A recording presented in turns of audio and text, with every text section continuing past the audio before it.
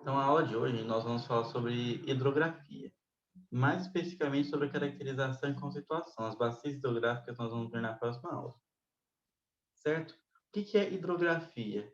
A gente pode dividir a palavra para saber o que significa. Hidro, em relação com a água, e grafia está sempre no final das ciências, né? Tipo geografia, que quer dizer o estudo. Então, hidrografia seria o estudo da água.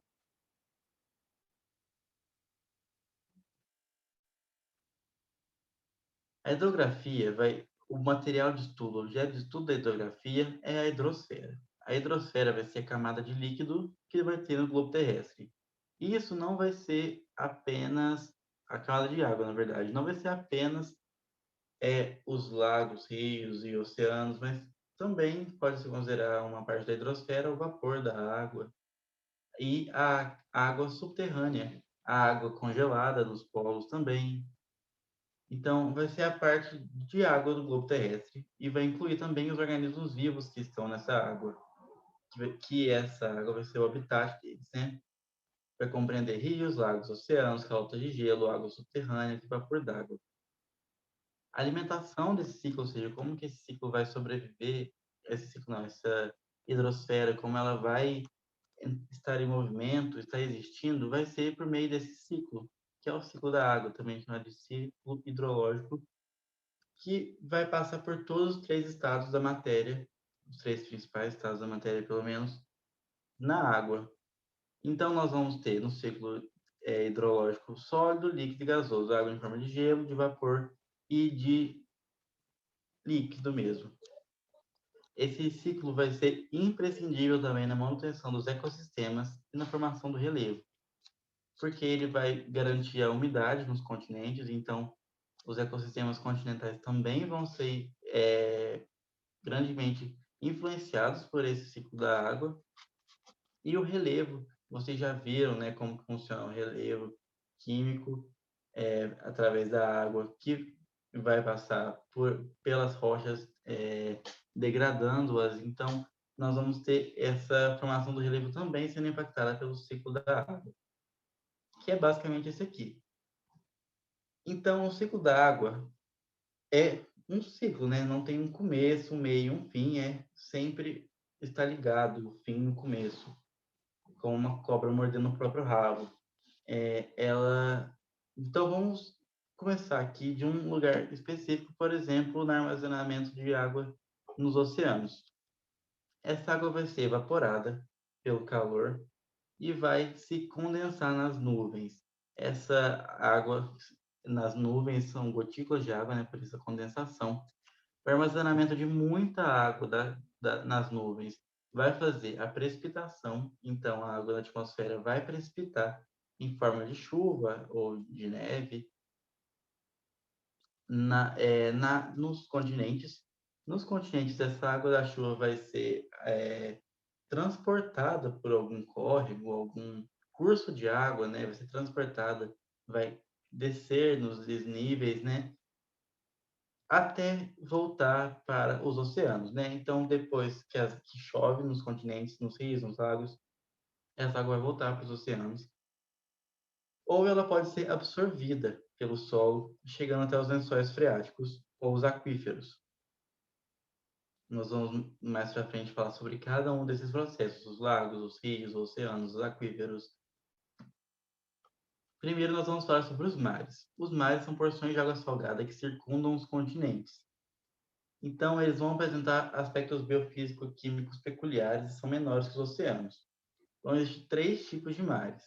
Os mares fechados ou isolados, que não são mares propriamente ditos, são mais grandes lagos de água salgada, mas na nomenclatura deles geralmente traz mares, como o Mar Morto, o Mar de Aral, que são nada menos que enormes corpos de água sem comunicação com o oceano. Então, são mares fechados. Mares que não têm comunicação com o oceano. Nós também vamos ter mares costeiros, que já são mares abertos, possuem ampla comunicação com o oceano, por exemplo, o Mar das Antilhas, o Mar do Japão. Então, o mar está em contato direto com o oceano por uma grande faixa. E também nós vamos ter os mares interiores. Também são mares, mas são mares um pouco mais restritos, porque a comunicação deles com o oceano é bem pequena. Essa comunicação vai ser um estreito ou um canal. Um exemplo é o mar Mediterrâneo. O mar Mediterrâneo, que nós vamos ter lá o Estreito de Gibraltar, separando a África da Europa. E vai ser a comunicação que vai ter entre o mar Mediterrâneo e o Oceano Atlântico. Outro exemplo de mar é o Mar Negro, nós vamos ter no Oriente Médio, enfim. Os oceanos vão ser basicamente um corpo só de água na Terra toda. Mas, por fins didáticos, nós separamos esses oceanos de acordo com a posição deles relativa aos continentes. Então, eles vão proporcionar umidade nos continentes devido ao ciclo hidrológico. Os oceanos são fundamentais para o ciclo hidrológico. A água deles, pela alta salinidade, vai ser muito propícia para a evaporação e vai trazer a umidade para os continentes. Eles são mais afetados pelo movimento das placas tectônicas do que os continentes. Se vocês lembram das aulas do início do ano, nós vimos que as placas tectônicas nos oceanos elas vão ser mais ativas porque a crosta é mais fina nessas áreas. E assim como nos continentes, os oceanos vão possuir relevos, com cadeias montanhosas, planaltos e fossas profundas. A superfície do hemisfério austral, ou seja, do hemisfério sul, é bem mais oceânica que a superfície do hemisfério boreal. A superfície do hemisfério sul é 81% água, enquanto do hemisfério norte é apenas 65% água. Ainda é bastante coisa, né? Bem mais que a metade, mas não é tão tomado por oceano assim como o hemisfério sul.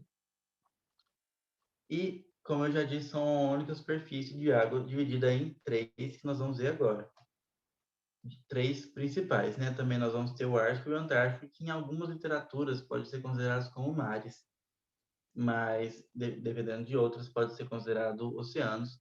Mas enfim, o Pacífico, que é o maior de todos, vai banhar os continentes asiático, americano e australiano, e vai ter intensa atividade vulcânica. Nós vimos isso em capítulos anteriores, com a presença do Círculo de Fogo do Pacífico, se vocês lembram disso, que causa intensa atividade vulcânica nas ilhas do Pacífico, no oeste das Américas e no leste asiático, e também na Oceania, né?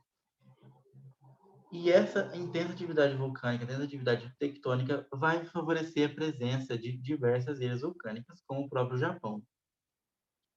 Também nós vamos ter o Oceano Atlântico, que vai estar entre a América, a África e a Europa. É o segundo maior oceano. E no centro do Oceano Atlântico nós temos a dorsal mesoatlântica, também chamada de dorsal atlântica, né? Que tem o formato de S, vocês já devem ter visto também nas aulas anteriores. Eu lembro que eu falei sobre a dorsal mesoatlântica, que é um possível novo continente que nós vamos ter daqui a alguns milhões de anos, que ocorre pela divergência das placas tectônicas. Então, as placas se separam e o magma vai se solidificando, formando um novo continente. Ainda não temos nada, mas é uma cadeia montanhosa que nós temos no centro do Atlântico. Nós temos também o Oceano Índico, que vai se estender entre a Oceania, África e Ásia. Vocês conseguem aqui ver bem na imagem. É um oceano menos profundo que o Oceano Atlântico e Pacífico e um pouco mais quente. Ele vai influenciar demais o clima da Ásia, principalmente. Vocês lembram das monções que a gente falou em algumas aulas passadas também. Dizem que todas as aulas conectam, né? Não só na geografia em si, mas também uma com as outras. Nós vemos também o ciclo da água na química, por exemplo. E nós temos os oceanos árticos e antárticos, oceano ártico e antártico. Nos polos, o oceano ártico é congelado em boa parte do ano e o oceano antártico está ao redor da Antártida.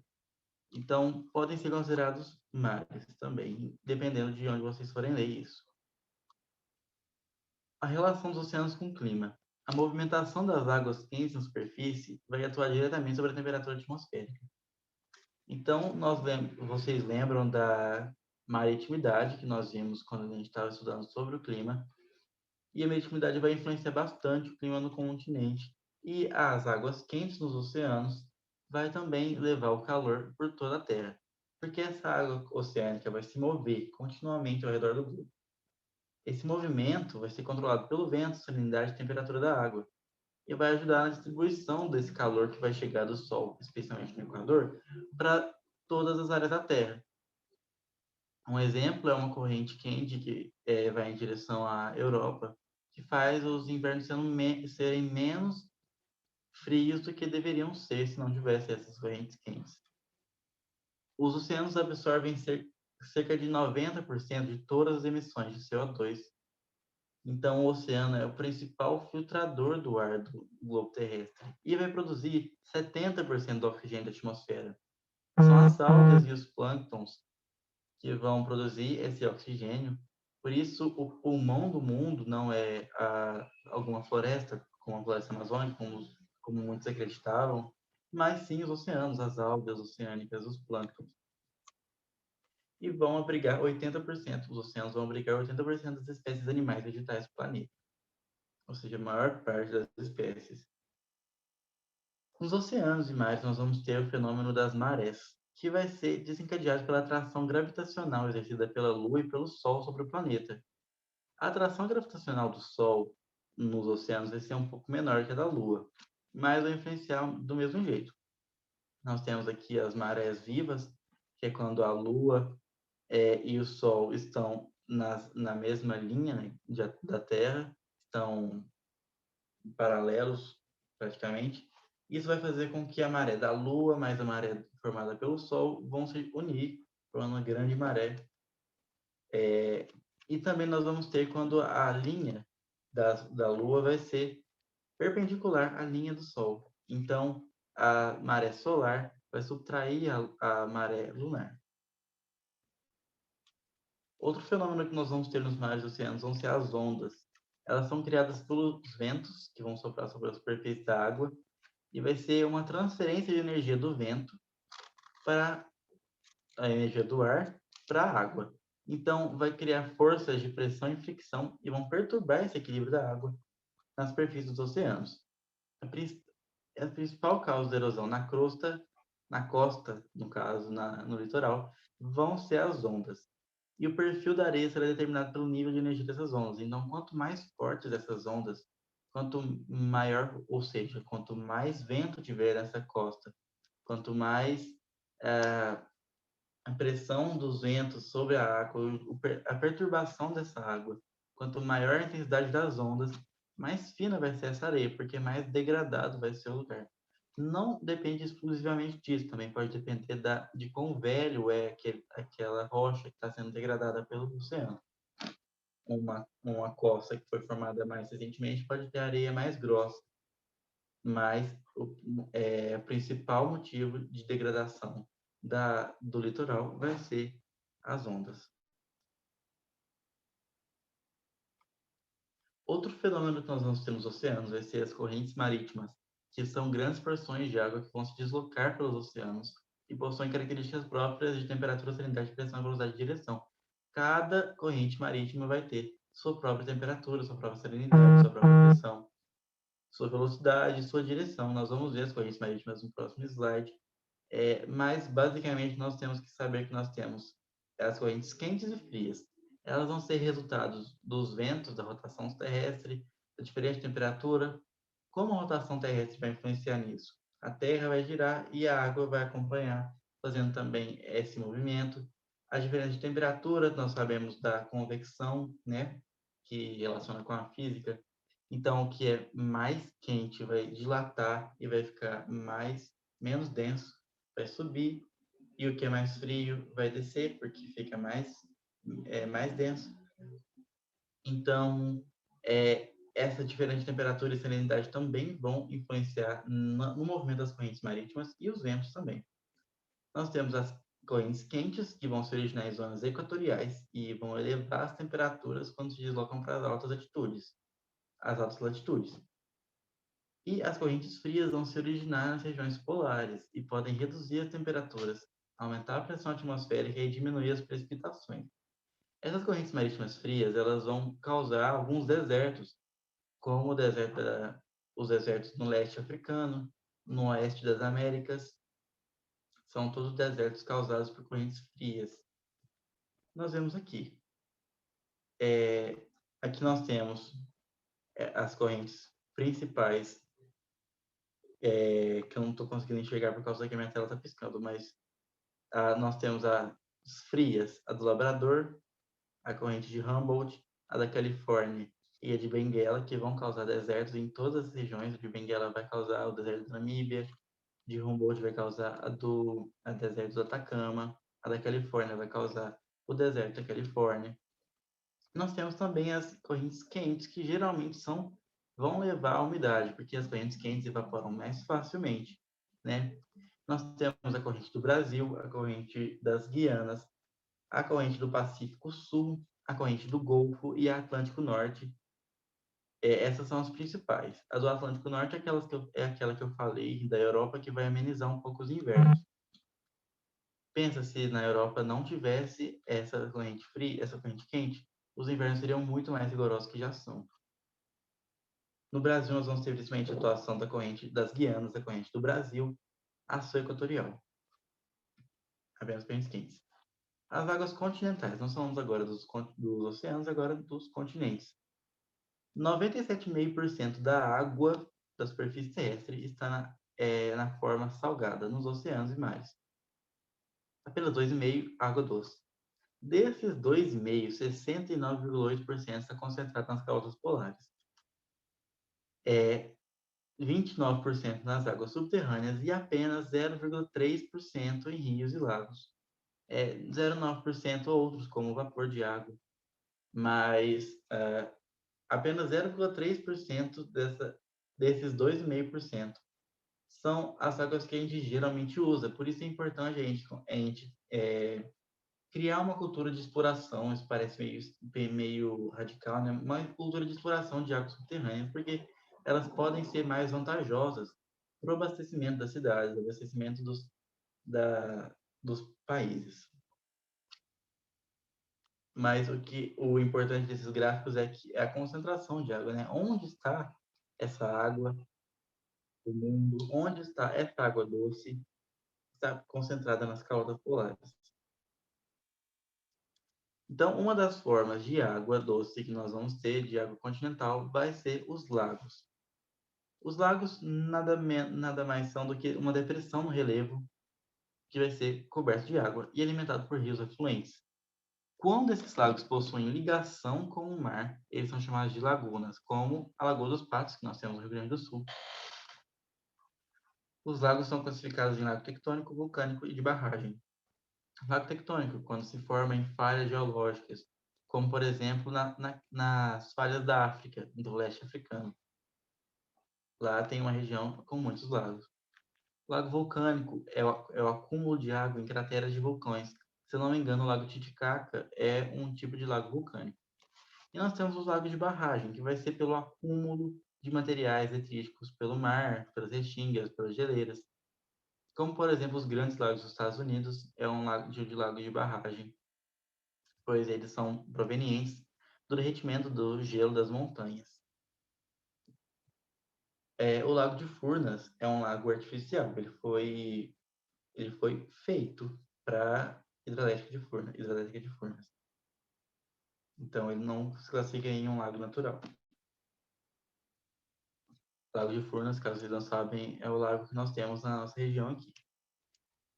Outro tipo de formação de água que nós temos no continente são as águas subterrâneas. E como eu falei, é onde vai concentrar uma grande parte da água doce do planeta, juntamente com as calotas polares, né? Mas nos continentes e mais próximos assim, da gente estão as águas subterrâneas. Elas vão penetrar no solo devido à ação da gravidade, onde há zonas de saturação. Elas são naturalmente filtradas e purificadas e sofrem menos interferências climáticas. Como, por exemplo, você não vai ver períodos de seca interferindo muito em aquíferos, por exemplo. O aquífero vão ser grandes reservatórios de água constituídos por rochas de boa porosidade e permeabilidade. Esses aquíferos vão dar vazão em rios e vão ser suscetíveis à extração e utilização.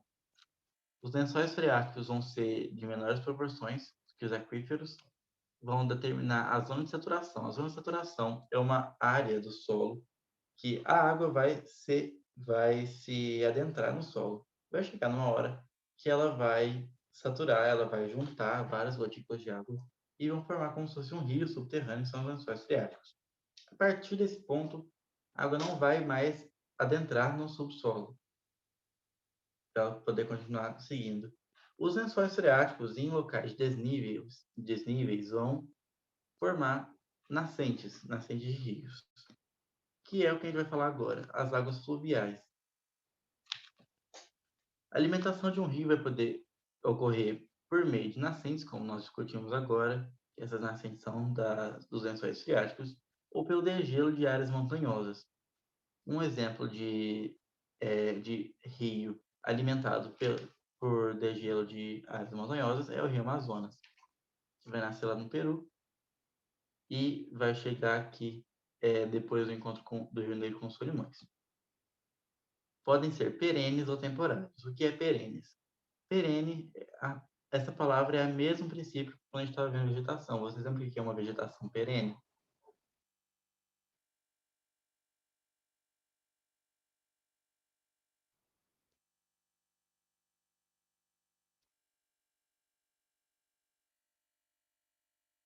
Ninguém lembra? Ninguém quer falar?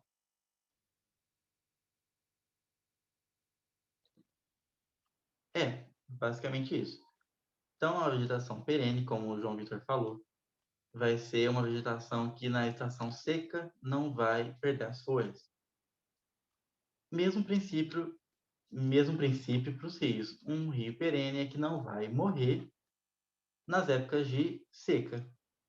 E também os rios temporários são o contrário, são rios que vão estar presentes apenas em algumas determinadas épocas do ano. São bem comuns em regiões muito secas como o semiárido do Nordeste brasileiro. O curso do rio vai seguir do ponto mais alto, que vai ser a nascente, ao mais baixo, que vai ser a foz. A foz geralmente vai ser em um oceano, né, no mar, ou em outro rio maior, em algum lago. Enfim, a vazão do rio vai ser o volume de água que vai escoar em um determinado período de tempo. Essa vazão é medida tanto na geografia quanto na física. A vazão é medida em metros cúbicos por segundo. E a variação desses metros cúbicos por segundo vai determinar o regime fluvial. Ou seja, quanto tem em uma determinada época do ano, uma vazão alta em um período, uma vazão baixa em um período. O que está aumentando essa vazão? O que está abastecendo esse rio? Então, isso vai ser o regime fluvial, que pode ser classificado em três. O regime pluvial, sempre que tiver esse prefixo pluvi, quer dizer quer ser relacionado à chuva, então regime pluvial, águas alimentadas pela chuva. Regime niveal vai ser alimentado pelo derretimento da neve, e o regime misto vai ser alimentado pelo derretimento da neve e também pelas chuvas. Como eu disse, os rios possuem nascente e foz, e a foz pode ser em estuário ou delta. Estuário é apenas uma saída para o mar, o rio segue normalmente e deságua no mar. E um delta vai apresentar ilhas de aluvião em forma triangular. Não sei se vocês já viram a letra delta grega, é um triângulo, por isso que é chamado foz em delta. Então, é uma foz, como a foz do Rio Nilo, é um exemplo, né? Que vai se dividir em diversos pequenos cursos de água, e esses cursos de água vão se entrelaçar, formando um triângulo com várias ilhas de aluvião, ou seja, ilhas de concentração de sedimentos depositados. As bacias hidrográficas são formadas por um rio e seus afluentes formando a drenagem fluvial. O escoamento pode ser exorreico, que vai conduzir para o mar, então o delta ou estuário vai desaguar o rio no mar. Endorreico, para dentro do continente, pode ser para um lago, para um rio, para algum mar fechado. Pode ter também escoamento arreico, quando não vai ter escoamento propriamente dito, né? Geralmente vai acontecer em regiões de desertos. E criptorreico, que vai correr em rios subterrâneos. O fluxo de água pode ser laminar, ou turbulento. Laminar, quando a água vai correr de forma calma, tranquila, vai ser de forma laminar, não vai ter muita turbulência, então vai ser rios propensos à navegação. E o turbulento vai ser quando existem muitas rochas, muitos declives, que vai causar um turbilhonamento da água. Não são rios muito propícios para navegação, mas são rios bons para, por exemplo, hidrelétricas. A relação da hidrografia com relevo. O curso de um rio pode ser dividido em 3 fases, e essas fases vão estar relacionadas com a degradação que ele vai fazer no solo. Nós chamamos de juventude o período em que o rio está na sua fase superior, próxima à nascente, onde os rios geralmente correm por altas montanhas, então eles vão descer as montanhas, declives muito acentuados, essas águas vão estar muito rápidas e muito turbilhonadas, e vai proporcionar um acentuado desgaste vertical, porque a água vai estar sempre fazendo assim, desgastando verticalmente o solo. Vão formar vales de V fechado, ou seja, vales mais assim, e podem surgir cataratas. No período de maturidade, os vales formados vão ser mais abertos, porque vai ser um curso de médio declive. Então, o desgaste vai fazer na horizontal, especialmente, formando vales de V aberto. Aqui está errado, desculpa, depois eu vou corrigir isso antes de mandar para vocês. E o período de velhice de um rio vai ser quando ele está na sua parte inferior, mais próximo à foz, onde ele vai perdendo velocidade cada vez mais e vai estar encarregado de depositar aluviões, que vão ser os materiais que estão sendo trazidos desde o início, desde a nascente, vão sendo transportados até serem depositados na velhice do rio. Então, vão ser formados vales de fundo largo e plano. Agora, para terminar nossa aula, eu vou falar sobre o aquífero Guarani. Sim, essa idade não está relacionada especificamente a quão velho é cada parte do rio. Até porque um rio vai ser formado pelo ciclo da água, né? Então, o rio vai desembocar geralmente no mar. Esse mar vai evaporar e fazer as chuvas em algumas regiões. Essa chuva vai se concentrar, vai descer as montanhas, ou em forma de neve também, vai derreter. Então, a água não está mais velha do que ela sempre foi. Mas, desde a nascente, nós contamos a cidade desde a nascente do rio, e nós precisamos classificar essas idades de acordo com o tipo de degradação que ele vai fazer no solo, o tipo de formação do relevo que ele vai fazer. Nós falamos dos aquíferos, então agora eu vou falar sobre um dos aquíferos mais importantes, não só do Brasil, mas do mundo inteiro, que é o aquífero Guarani.